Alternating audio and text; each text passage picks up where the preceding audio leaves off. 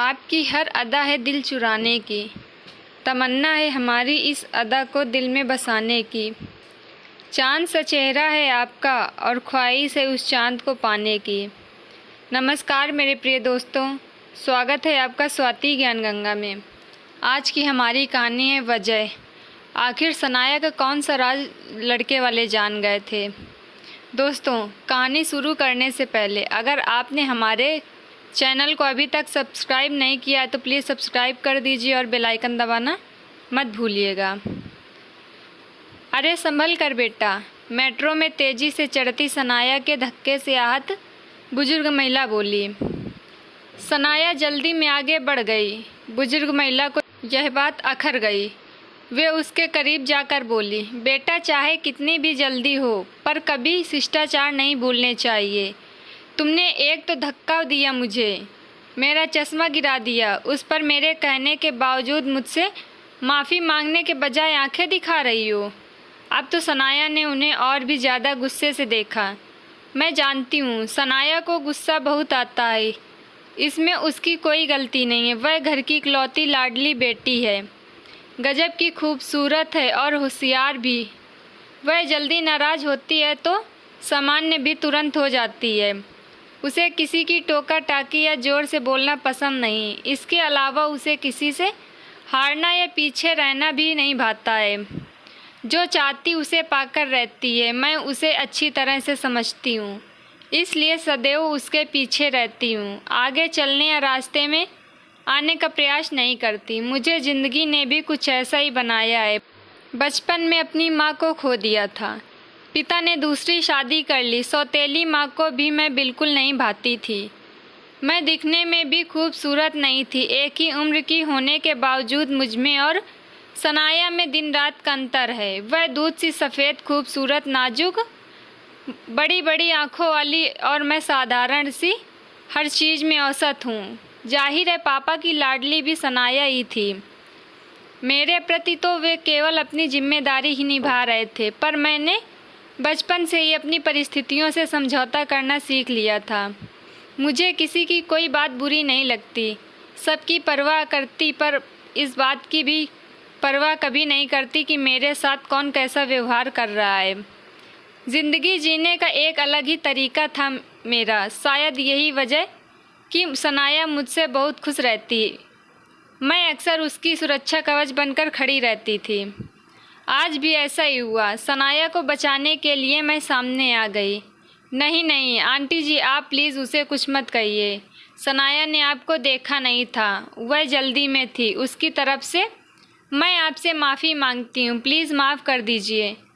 बेटा, जब गलती तूने की ही नहीं तो माफ़ी क्यों मांग रही है। तूने तो उल्टा मुझे मेरा चश्मा उठा कर दिया। तेरे जैसी बच्चियों की वजह से दुनिया में बुजुर्गों के प्रति सम्मान बाकी है, वरना इसके जैसी लड़कियां तो। मेरे जैसी क्या मतलब है आपका? ओल्ड लेडी, गले ही पड़ गई हो। बुजुर्ग महिला को झिझकती हुई सनाया आगे बढ़ गई। मुझे सनाया की यह बात बहुत बुरी लगी। मैंने बुजुर्ग महिला को सहारा देते हुए खाली सीट पड़ी पर बिठाया। उन्हें चश्मा पहनाकर सनाया के पास लौट आई। हम दोनों जल्दी जल्दी घर पहुँचे। सनाया का मूड ऑफ हो गया था, पर मैं उसे लगातार चीयरअप करने का प्रयास करती रही। मैं सिर्फ सनाया की रक्षा या पीछे चलने वाली सहायिका ही नहीं थी, उसकी सहेली और सबसे बड़ी राजदार भी थी। वह अपने दिल की हर बात सबसे पहले मुझसे ही शेयर करती थी। मैं उसके प्रेम संबंधों की एकमात्र गवाह थी। उसे बॉयफ्रेंड से मिलने कब जाना है, कैसे इस बात को घर में सबसे छिपाना है और जाने आने का कैसे प्रबंध करना है, इन सब बातों का ख्याल मुझे ही रखना होता था। सनाया का पहला बॉयफ्रेंड 8वीं क्लास में उसके साथ पढ़ने वाला रजत था। उसी ने पीछे पढ़कर सनाया को प्रपोज किया था। उसकी कहानी करीब 4 सालों तक चली। फिर सनाया ने उसे डिच कर दिया। दूसरा बॉयफ्रेंड वर्तमान में भी सनाया के साथ था। अमीर घर का इकलौता चिराग वैभव नाम के अनुरूप ही वैभवशाली था। सनाया की खूबसूरती से आकर्षित वैभव ने जब प्रपोज किया तो सनाया मना नहीं कर सकी। आज भी सनाया उसके साथ रिश्ता निभा रही है, पर दिल से उसे जुड़ नहीं सकी है। बस दोनों के बीच टाइम पास रिलेशनशिप ही है। सनाया की नज़रें किसी और को ही तलाशती रहती हैं। उस दिन हमें अपनी कज़िन की शादी में नोएडा जाना था। मम्मी ने पहले ही ताकीद कर दी थी कि दोनों बहनें समय पर तैयार हो जाएं। सनाया के लिए पापा बेहद खूबसूरत नीले रंग का गाउन लेकर आए थे, जबकि मैंने अपनी पुरानी मैरून ड्रेस निकाल ली। नई ड्रेस सनाया की कमज़ोरी है, इसी वजह से जब भी पापा सनाया को पार्टी में ले जाना चाहते तो इसी तरह एक नई ड्रेस उसके बेड पर चुपके से रख दिया करते थे। आज भी सनाया ने नई ड्रेस देखी तो खुशी से उछल पड़ी। जल्दी से तैयार होकर निकली तो सब दंग रह गए। बहुत खूबसूरत लग रही थी वह। आज तो तू बहुतों का कत्ल करके आएगी। मैंने प्यार से उसे छेड़ा तो वह मुझे बाहों में भरकर बोली, बहुतों का कत्ल करके क्या करना है यार, मुझे तो बस अपने उसी सपनों के राजकुमार की ख्वाहिश है जिसे देखते ही मेरे नज़रें झपकना भूल जाएं। ज़रूर मिलेगा मैडम, मगर अभी सपनों की दुनिया से ज़रा बाहर निकलिए और पार्टी में चलिए, क्या पता वहीं कोई आपका इंतज़ार कर रहा हो। मैंने उसे छेड़ते हुए कहा तो वह हंस पड़ी। पार्टी में पहुंचकर हम सब मस्ती करने लगे। करीब 1 घंटा बीत चुका था। अचानक सनाया मेरी बाँह पकड़कर खींचती हुई मुझे अलग ले गई और कानों में फुसफुसाकर बोली, यार जया, वह देखो सामने ब्लू सूट पहने मेरे सपनों का राजकुमार खड़ा है। मुझे तो बस इसी से शादी करनी है। मैं खुशी से उछल पड़ी।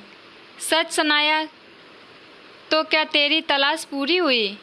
हाँ जया, सनाया ने शर्माते हुए कहा। सामने खड़ा नौजवान वाकई बहुत हैंडसम और खुश मिजाज लग रहा था। मैंने कहा, मुझे तेरी पसंद पर नाज है सनाया, मैं पता लगाती हूँ कि यह कौन है। वैसे तब तक मुझे उससे दोस्ती करने का प्रयास करना चाहिए। वह रुआसी होकर बोली, यार यही तो समस्या है, वह पहला लड़का है जो मुझे भाव नहीं दे रहा है। मैंने 1-2 बार प्रयास किया पर वह अपने घर वालों में ही व्यस्त है। यार कुछ लड़के शर्मीले होते हैं, हो सकता है वह दूसरों लड़कों की तरह बोल्ड ना हो जो पहली मुलाकात में ही दोस्ती के लिए उतावले हो उठते हैं। यार तभी तो यह लड़का मुझे और भी ज़्यादा पसंद आ रहा है। दिल कर रहा है कि किसी भी तरह मेरा बन जाए। तू फिक्र मत कर, मैं इसके बारे में सारी बात पता लगाती हूँ, सारी कुंडली निकलवा लूँगी। मैं उस लड़के की तरफ देखते हुए कहा। जल्दी कोशिश करके मैंने उस लड़के से जुड़ी काफ़ी जानकारी इकट्ठी कर ली। यह हमारी कज़िन के फ्रेंड का भाई था। उसका नाम मयूर था। वह वहाँ काम करता है, कहाँ रहता है, क्या पसंद है, घर में कौन कौन है, जैसी बातें मैंने सनाया को बता दी। सनाया ने फेसबुक जैसी सोशल मीडिया साइट्स पर जाकर उस लड़के के बारे में और भी जानकारी ले ली। सनाया ने फेसबुक पर मयूर को फ्रेंड रिक्वेस्ट भी भेजी, पर उसने स्वीकार नहीं की। अब तो मैं अक्सर देखती कि सनाया उस लड़के के ही ख्यालों में खोई रहती है, उसी की तस्वीरें देखती रहती है और उसकी डिटेल्स ढूंढ रही होती है। मुझे समझ में आ गया कि सनाया को उस लड़के में वास्तव में प्यार हो गया है। एक दिन मैंने यह बात पापा को बता दी और आग्रह किया कि वे उस लड़की के घर सनाया का रिश्ता लेकर जाएं। पापा ने उसके परिवार वालों से बात चलाई तो पता चला कि वे लोग मयूर के लिए भी लड़की ढूंढ रहे हैं। पापा ने अपनी तरफ से सनाया के लिए उन्हें प्रपोज़ल दिया। रविवार के दिन मयूर और उसके परिवार वाले सनाया को देखने आने वाले थे। सनाया बहुत खुश थी। अपनी सबसे अच्छी ड्रेस पहनकर वह तैयार हुई थी। मैंने बहुत जतन से उसका मेकअप किया। मेकअप करके बालों को खुला छोड़ दिया। वह बेहद खूबसूरत लग रही थी, मगर आज पहली दफ़ा सनाया मुझे नर्वस दिखाई दे रही थी। जब सनाया को उनके सामने लाया गया तो मयूर और उसकी माँ एकटक उसे देखते रह गए। मैं भी पास ही खड़ी थी। मयूर ने तो कुछ नहीं कहा, पर उसकी माँ ने बगैर किसी औपचारिक बातचीत के जो कहा उसे सुनकर हम सब हैरान रह गए। लड़के की माँ ने कहा, खूबसूरती और आकर्षक तो लड़की में कूट कूट कर भरा है, मगर आगे कोई बात की जाए उससे पहले ही क्षमा मांगते हुए मैं ये रिश्ता अस्वीकार करती हूँ। सनाया का चेहरा उतर गया। पापा भी इस अप्रत्याशित इनकार से हैरान थे। अजीब मुझे भी बहुत लग रहा था। आखिर सनाया जैसी खूबसूरत और पढ़ी लिखी बड़े घर की लड़की को पाना किसी के लिए भी हार्दिक प्रसन्नता की बात होती। और फिर सनाया भी तो इस रिश्ते के लिए कितनी उत्साहित थी। पापा ने हाथ जोड़ते हुए धीरे से पूछा, इस इनकार की वजह तो बता दीजिए, आखिर मेरी बच्ची में क्या कमी है। लड़के की माँ ने बात बदली और मेरी तरफ इशारा करते हुए कहा, मुझे यह लड़की पसंद है। यदि आप चाहें तो मैं इसे अपनी बहू बनाना पसंद करूंगी। आप घर में बात करके जब चाहें अपना जवाब दे देना। पापा ने उम्मीद के साथ मयूर की ओर देखा तो वह भी हाथ जोड़ता हुआ बोला, अंकल जैसा मम्मी कह रही हैं मेरा भी जवाब वही है। मैं भी चाहूँगा कि जया जैसी लड़की ही मेरी जीवन साथी बने। सनाया रोती हुई अंदर भाग गई। मैं भी उसके पीछे पीछे अंदर चली गई। उन्हें विदा कर मम्मी पापा भी जल्दी से सनाया के कमरे में आ गए, मगर सनाया किसी से भी बात करने को तैयार नहीं थी। रोती हुई, प्लीज़ आप लोग बाहर जाएं, मैं अभी अकेली रहना चाहती हूँ। हम सब बाहर आ गए। इस समय मेरी स्थिति अजीब हो रही थी। समझ में नहीं आ रहा था कि मैं क्या करूँ। कसूरवार न होते हुए भी आज मैं सबके आंखों में चुभ रही थी। मम्मी मुझे खा जाने वाली नज़रों से देख रही थी तो सनाया भी नज़रें चुरा रही थी। मुझे रात भर नींद नहीं आई। अगली सुबह भी सनाया बहुत उदास दिखी। उसकी नज़रों में दोषी मैं ही थी और यह बात सहन करना मेरे लिए बहुत कठिन था। मैंने तय किया कि मैं मयूर के घर वालों के इनकार की वजह जानकर ही रहूँगी। सनाया को छोड़कर उन्होंने मुझे क्यों चुना, जबकि सनाया मुझसे लाख गुना ज़्यादा खूबसूरत और स्मार्ट है, होशियार है। मैं तो कुछ भी नहीं। बात की तय तक पहुंचने का फैसला कर मैं मयूर के घर पहुंच गई। बहुत आलीशान और खूबसूरत घर था उनका। महरी ने दरवाज़ा खोला और मुझे अंदर आने को कहा। घर बहुत करीने से सजा था। मैं ड्राइंग रूम का जायजा करने लगी, तभी बगल के कमरे से चश्मा पोंछती हुई बुजुर्ग महिला निकली। मुझे उन्हें पहचानने में एक पल भी नहीं लगा। यह तो मेट्रो वाली ही बुजुर्ग महिला थी जिनका चश्मा कुछ दिन पहले सनाया ने गिरा दिया था। मैंने उन्हें चश्मा उठाकर दिया था। मुझे सहसा सारी बात समझ में आने लगी कि क्यों सनाया को रिजेक्ट कर उन्होंने मुझे चुना। सामने से मयूर की माँ निकली। मुस्कुराती हुई बोली, बेटा मैं समझ सकती हूँ कि तू क्या पूछने आई है। शायद तुझे अपने सवाल का जवाब मिल गया होगा। दरअसल उस दिन मेट्रो में मैं भी वहीं थी और सब कुछ अपनी नज़रों से देखा। खूबसूरती, रंग रूप, धन, इस सब के ऊपर एक चीज़ होती है और वह है संस्कार।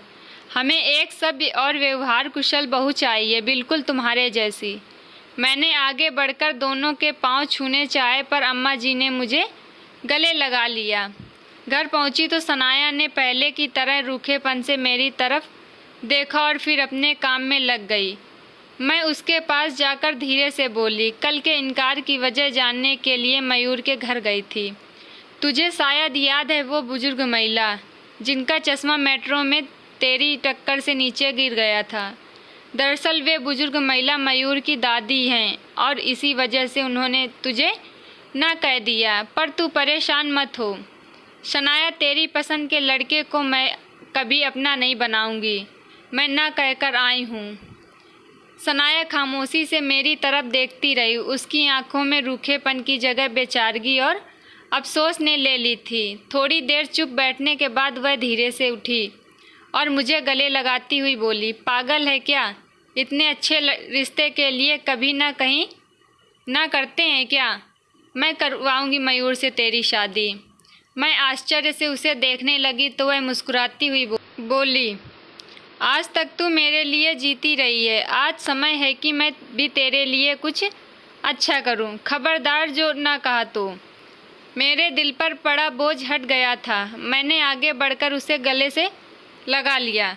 दोस्तों, हर वक्त सुंदरता ही काम नहीं आती। कभी कभी हमारी आदत और हमारा व्यवहार ही दूसरे लोगों का आकर्षण का काम करता है। दोस्तों, अगर हमारी कहानी आपको पसंद आई हो तो प्लीज़ वीडियो को लाइक करिएगा। चलिए मिलते हैं अगली वीडियो में। बाय बाय दोस्तों।